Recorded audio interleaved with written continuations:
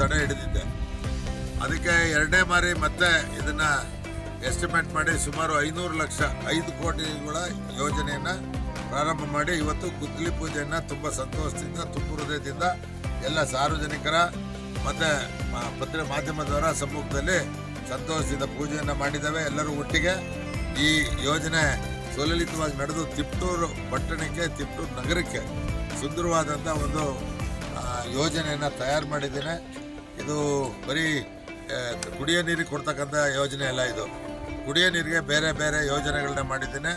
ಇದು ನಗರ ಆಧುನೀಕರಣ ಮತ್ತು ಬ್ಯೂಟಿಫಿಕೇಷನ್, ಸೌಂದರ್ಯೀಕರಣ, ಅದಕ್ಕೋಸ್ಕರ ಇಲ್ಲಿ ಮಾಡಿದ್ದೇನೆ. ಅಲ್ಲಿ ಪಕ್ಕದಲ್ಲೇ ಸುಮಾರು 7ರಿಂದ 8 ಕೋಟಿ ರೂಪಾಯಿ ಯೋಜನೆಯನ್ನು ಪ್ರಾರಂಭ ಮಾಡ್ತಾ ಇದ್ದೇವೆ.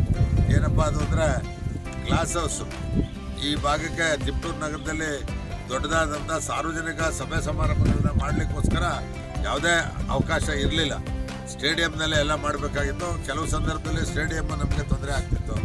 ಅದಕ್ಕೆ ಪ್ರತ್ಯೇಕವಾಗಿ ತಿಪ್ಟೂರು ಪಟ್ಟಣಕ್ಕೆ ಮತ್ತು ನಗರಕ್ಕೆ, ಗ್ರಾಮೀಣ ಭಾಗಕ್ಕೆ ಎಲ್ಲದಕ್ಕೂ ಸಹಾಯ ಆಗಲಿ ಅಂತೇಳಿ ಸುಮಾರು 300/200ರಲ್ಲಿ ಒಂದು ತುಪ್ಪೂರಿಗಿಂತ ಜಾಸ್ತಿ ಉದ್ದದ್ದು ಒಂದು ಗ್ಲಾಸ್ ಹೌಸನ್ನು ಪ್ರಾರಂಭ ಮಾಡ್ತೀವಿ ಮುಂದಿನ ದಿನಗಳಲ್ಲಿ. ಅದಕ್ಕೂ ಯೋಜನೆಯನ್ನು ತಯಾರು ಮಾಡಿಸಿದ್ದಾನೆ. ಹೀಗೆ ಅನೇಕ ಅಭಿವೃದ್ಧಿ ಕಾರ್ಯಗಳಿಗೆ ತಿಪ್ಟೂರಿಗೆ ಮಂಜೂರಾಗಿದ್ದವು ನಿಂತೋಗಿದ್ದವು ಮಾಡಬೇಕು ಅಂದರೆ ಒಂದು ತಿಪ್ಟೂರು ನಗರಕ್ಕೆ ಕುಡಿಯೋ ನೀರಿನ ಯೋಜನೆ ಸ್ಥಗಿತಗೊಂಡಿತ್ತು. ಅದನ್ನು ಈಗ ಕ್ಯಾಬಿನೆಟ್ಗೆ ಹೋಗ್ತಾ ಇದೆ. ಮುಂದಿನ ಕ್ಯಾಬಿನೆಟಲ್ಲಿ ಅದು ಆಗುತ್ತದೆ. ಅದರ ಜೊತೆಗೆ ತಿಪ್ಟೂರು ಏಷ್ಯಾದಲ್ಲೇ ನಂಬರ್ 1 ಮಾರ್ಕೆಟು, ಕೊಬ್ಬರಿ ಮಾರ್ಕೆಟೇ, ಅದನ್ನು ತಡೆ ಹಿಡಿತಿದ್ರು. ಅದಕ್ಕೂ ಈಗಾಗಲೇ ಟೆಂಡರ್ ಆಗಿದೆ. ಮತ್ತು ಅದ್ರ ಜೊತೆಗೆ ಇನ್ನೂ ಬೇರೆ ಬೇರೆ ಕಾರ್ಯಕ್ರಮಗಳು ತಡೆ ಹಿಡಿದಿದ್ದಾವೆ. ಶಾಪಿಂಗ್ ಕಾಂಪ್ಲೆಕ್ಸು 5 ಕೋಟಿ ದುಡ್ಡು ಕೊಟ್ಟು ವರ್ಕ್ ಆರ್ಡ್ರು ಕೊಟ್ಟಿತ್ತು, ಅದನ್ನು ತಡೆ ಹಿಡಿದಿದ್ರು. ಈಗ ಸುಮಾರು 8ರಿಂದ 12 ಕೋಟಿ ಆಗ್ತದೆ ಈಗ ಹೊಸದಾಗಿ. ಅದಕ್ಕೆ ಏನೇನೋ ಬೇರೆ ಎಲ್ಲ ಆ್ಯಡ್ ಮಾಡಿದ್ದಾವೆ. ಒಳ್ಳೇದಾಯ್ತು, ಏನು ತೊಂದರೆ ಆಗ್ತದೆ ನಾಳೆ ಒಳ್ಳೇದಕ್ಕೆ ನನಗೆ ಈಗ ಬೇರೆ ಬೇರೆ ಏನೇನೋ ಮಾಡಿದ್ದೀನಿ. ತಿಪ್ಟೂರು ನಗರಕ್ಕೆ ಜಿಲ್ಲಾ ಮಟ್ಟಕ್ಕೆ ಹೊಂದ್ಕೊಳ್ಳೋ ರೀತಿಯಲ್ಲಿ ಏನೇನು ಕಾರ್ಯಕ್ರಮ ಮಾಡ್ಕೊಬೇಕು ಅಂದ್ಕೊಂಡಿದ್ದಾನೆ.